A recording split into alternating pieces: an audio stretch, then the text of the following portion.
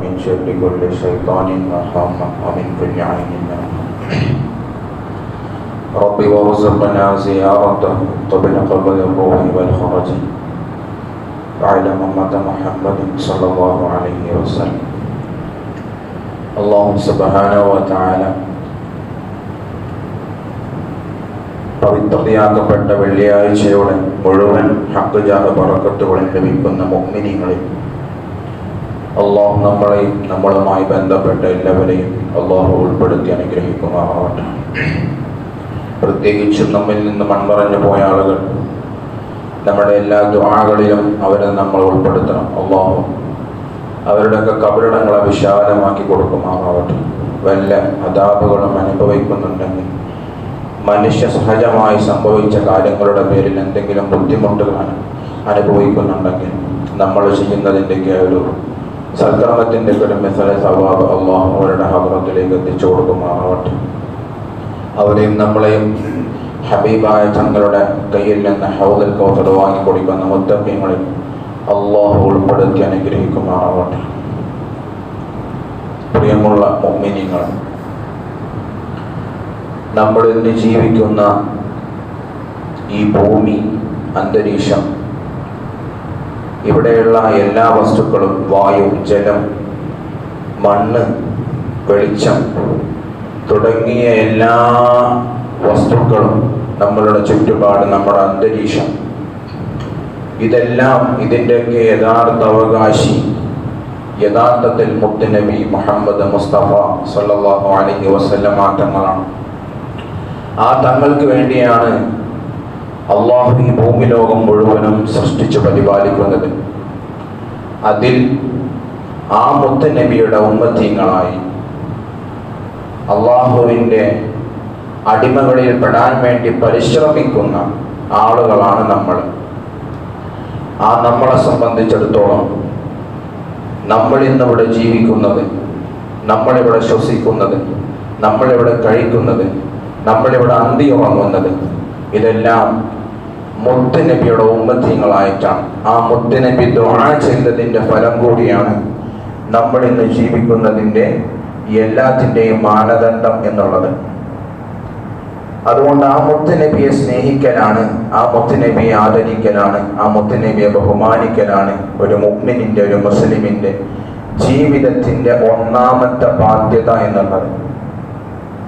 നമുക്കറിയാം, 13 ദിവസങ്ങൾ കൂടി പിന്നിട്ടാൽ, ഇനി വെറും 13 ദിവസങ്ങൾ കൂടി പിന്നിട്ടാൽ പരിശുദ്ധ റബീഅ് നമ്മളിലേക്ക് കടന്നു വരികയാണ്. സ്വല്ലല്ലാഹു അലാ മുഹമ്മദ് സ്വല്ലല്ലാഹു അലൈഹി വസല്ലം.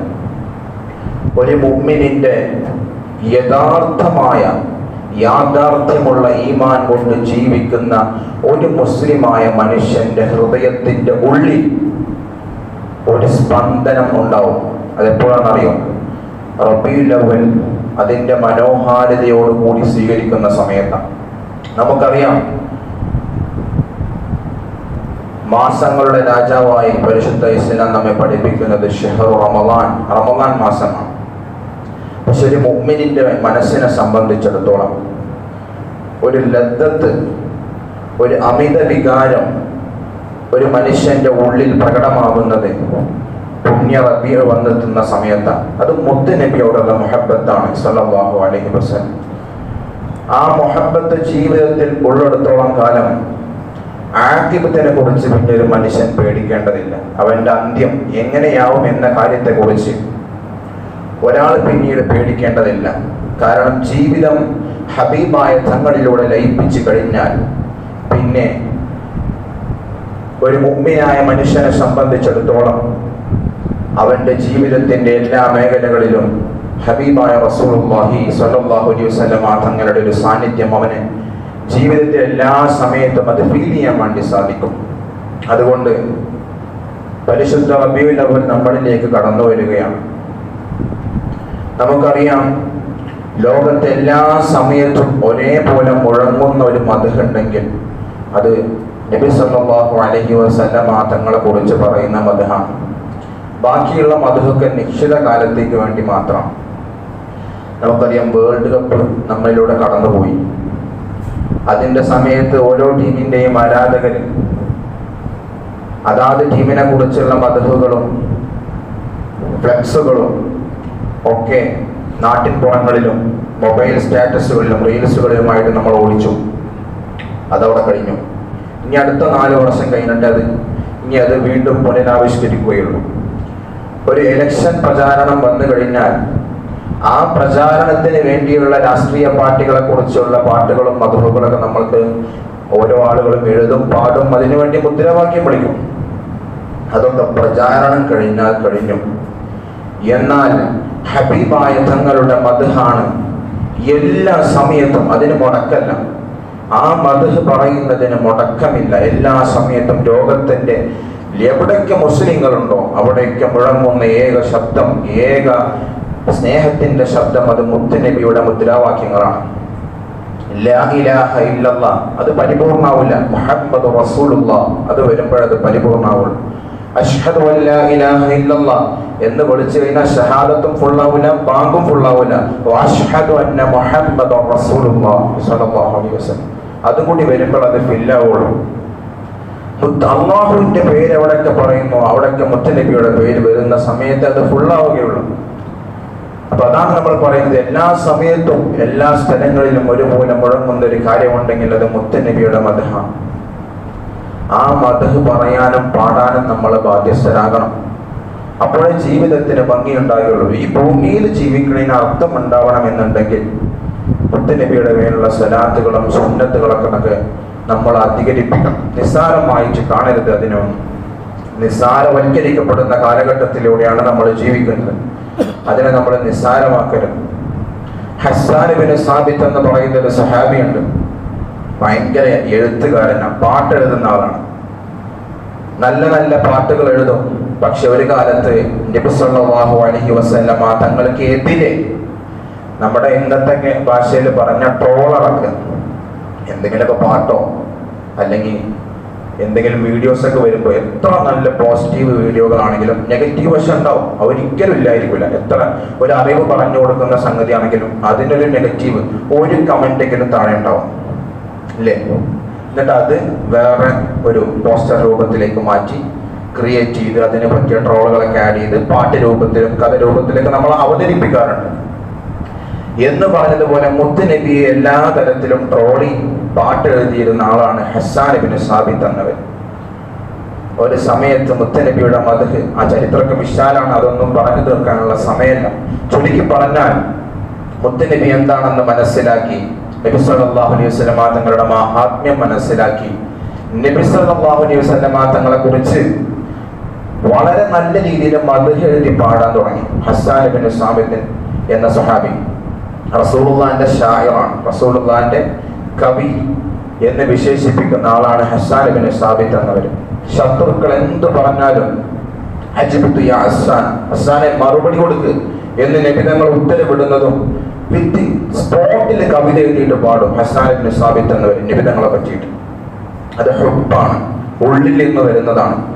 ഒരു കവിത എഴുതാണെങ്കിൽ എത്ര സമയം വേണ്ടിലും നമ്മളൊന്ന് ആലോചിച്ച് നോക്കിയാൽ, വാക്കുകൾ എടുത്തത് ഇങ്ങനെ ആലോചിച്ചതിന്റെ ആശയത്തിലേക്ക് എത്തുമ്പോഴേക്കും മണിക്കൂറുകളും ദിവസങ്ങളും പിന്നിടും.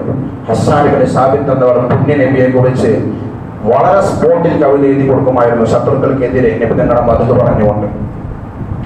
അങ്ങനത്തെ ഹസ്സാൻ ഇബ്നു സാബിത്ത് ഇസ്ലാമിലേക്ക് കടന്നു വരുന്നതിന്റെ മുമ്പ് ആയിഷ ബീവി റളിയല്ലാഹു അൻഹയെ, ആയിഷ ബീവിയും നബി തങ്ങളടങ്ങുന്ന സംഘം മദീനത്തേക്ക് വരുന്ന വഴി തെറ്റിയിട്ട് ആയിഷ ബീവി അവിടുന്ന് ആ ഒരു കൂട്ടത്തിൽ നിന്ന് അറിയാതെ വഴി തെറ്റി പോകുന്നുണ്ട്.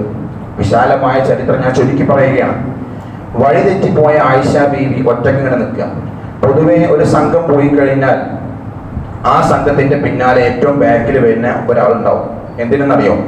ഈ സംഘം അങ്ങോട്ട് പോയി കഴിഞ്ഞാൽ ഇവരുടെ കയ്യിൽ നിന്ന് എന്തെങ്കിലും വീണ് പോയിട്ടുണ്ടോ എന്ന് നോക്കാൻ വേണ്ടി ഒരാളെ ഏൽപ്പിച്ചിട്ടുണ്ടാവും. അന്ന് ആ സംഘത്തിൽ ഏൽപ്പിച്ചിരുന്നത് സഫ്വാൻ റളിയല്ലാഹു അൻഹുവിനെയാണ്. അങ്ങനെ സഫ്വാൻ റളിയല്ലാഹു അൻഹു ഇങ്ങനെ വന്നപ്പോൾ ഒരു സൈഡിൽ ആയിഷ ബീവി ഒറ്റയ്ക്ക് നിൽക്കുന്നുണ്ട്. ആയിഷ ബീവിയുടെ മാല എന്തോ കളഞ്ഞു പോയപ്പോൾ അത് അന്വേഷിക്കാൻ വേണ്ടി പുറത്തിറങ്ങിയതാണ്. അത് കൂട്ടത്തിൽപ്പെട്ട ആരും ശ്രദ്ധിച്ചില്ല. അവര് കൂട്ടമായി മദീനയിലേക്ക് പോയി. ആയിഷ ബീവി ഒറ്റക്കായി.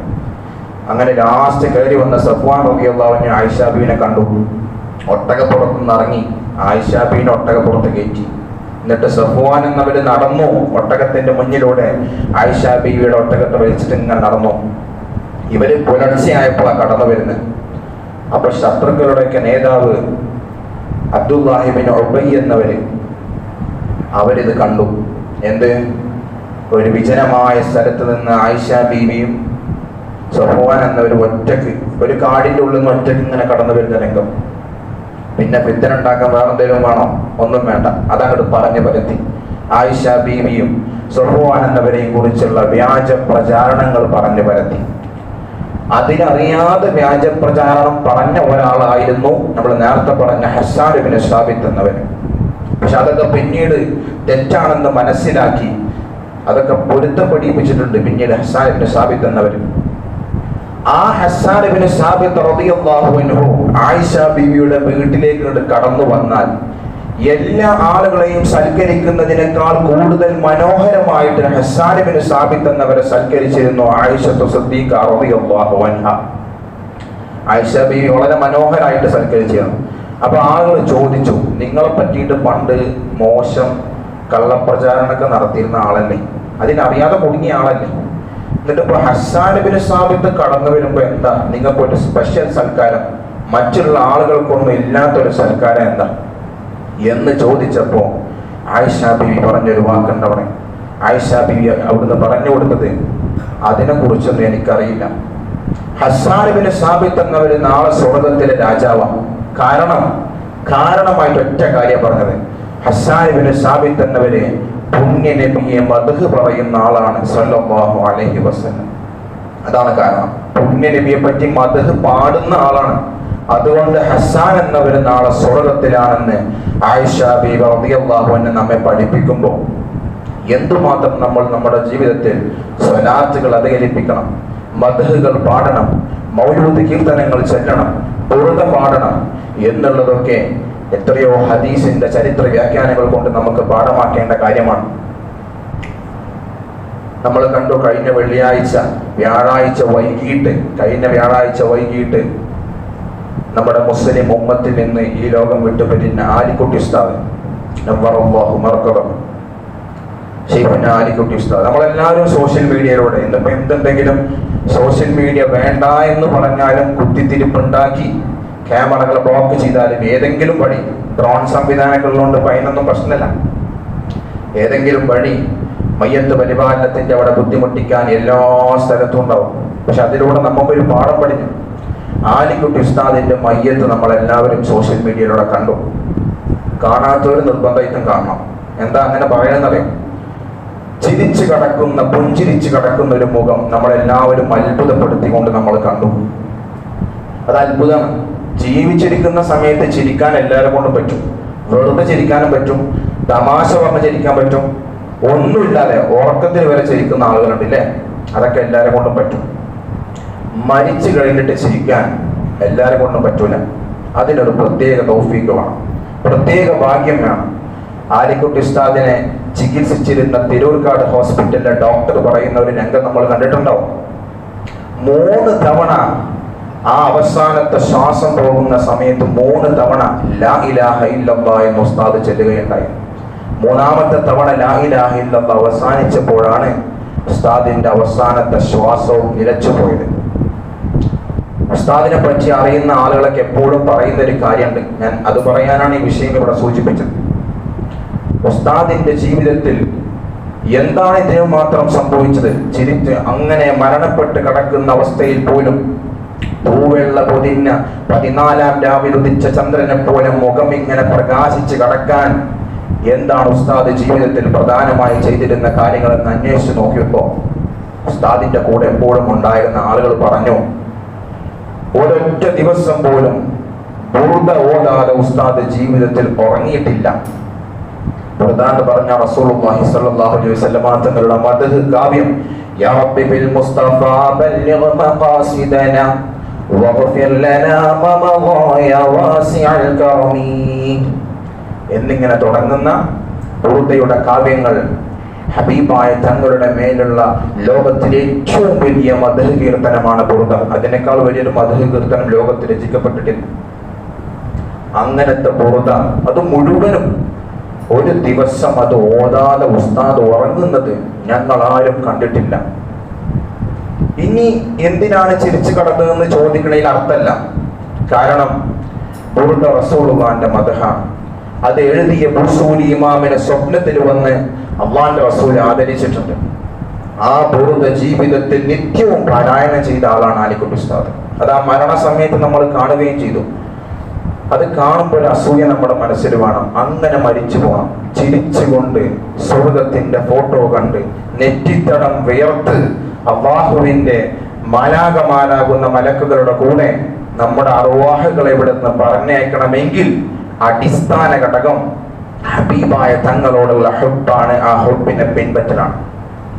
അപ്പൊ അത് നമ്മുടെ ജീവിതത്തിൽ ഇല്ലെങ്കിൽ നമുക്ക് വലിയ ബുദ്ധിമുട്ടാണ്.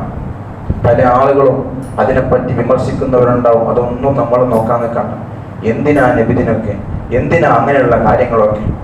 നമ്മൾ നിക്കാഹ് നടത്തുമ്പോൾ ഒരാഴ്ചയിൽ കൂടുതൽ കല്യാണത്തിന്റെ പരിപാടി വെക്കാറുണ്ട്. മഞ്ഞ കല്യാണം, ചുവപ്പ്, നീല, പച്ച, കറുപ്പ്, എല്ലാ കല്യാണം ഉണ്ടാവും. ചമ്മന്തി അരക്കലും മാങ്ങ അരക്കലും എല്ലാ വലക്കയും ഉണ്ടാവും. ഇതിനൊന്നും തെളിവ് വേണ്ട. ഓണാഘോഷത്തിന് പൂക്കളിടാൻ തെളിവ് വേണ്ട. ക്രിസ്മസിന് കേക്ക് മുറിക്കാൻ തെളിവ് വേണ്ട. നബിദിനങ്ങ് വന്നു കഴിഞ്ഞാൽ പല ആളുകൾക്കും ബുദ്ധിമുട്ടാണ്. അതൊക്കെ ഇബ്ലീസ് ചെയ്യുന്ന പണിയാണ്, നമ്മുടെ കുഴപ്പമില്ല. ഇബ്ലീസിന് ഇഷ്ടമല്ല. കൂടുതൽ കൂലി കിട്ടുന്ന കാര്യം ആര് ചെയ്യുന്നുവോ ഇബ്ലീസ് അത് മുടക്കും, യാതൊരു സംശയവുമില്ല. അതുകൊണ്ട് ഇബ്ലീസിന്റെ കെണിയിൽ വീണു പോകാതെ മുത്തുനബിയുടെ മേലുള്ള സലാത്തുകളും അദ്കാറുകളും ആ മുത്തുനബിയുടെ മേലുള്ള മദ്ഹുകളും ഇനിയുള്ള ദിവസങ്ങളിൽ ജീവിതത്തിൽ അധികമാക്കാൻ വേണ്ടി നമ്മൾ ശ്രമിക്കണം. പ്രത്യേകിച്ച് സുന്നത്തായ കാര്യങ്ങൾ, ഒളു എടുക്കുന്ന ഭാഗങ്ങളൊക്കെ നമ്മൾ പ്രത്യേകം ഒളുവിന്റെ സുന്നത്തുകളൊക്കെ പാലിച്ചുകൊണ്ട് നമ്മുടെ ജീവിതത്തിൽ മുത്തുനബിയോടുള്ള ഹബ്ബ് വർദ്ധിപ്പിക്കണം. അള്ളാഹു ഹബീബായ തങ്ങളുടെ കയ്യിൽ നിന്ന് ഹൗദുൽ കൗസർ വാങ്ങിക്കുടിക്കാനും ഹബീബായ തങ്ങളോടൊപ്പം സ്വർഗപ്രവേശനം ലഭിക്കാനും അതിനൊക്കെയുള്ള ഭാഗ്യം ലഭിച്ച മുത്തഖീങ്ങളിൽ അള്ളാഹു നമ്മളെ ഉൾപ്പെടുത്തി അനുഗ്രഹിക്കുമാറാവട്ടെ. ആഖിറു ദഅവാനാ അൽഹംദുലില്ലാഹി റബ്ബിൽ ആലമീൻ. അസ്സലാമു അലൈക്കും വറഹ്മത്തുള്ളാഹി തആല വബറകാതുഹു.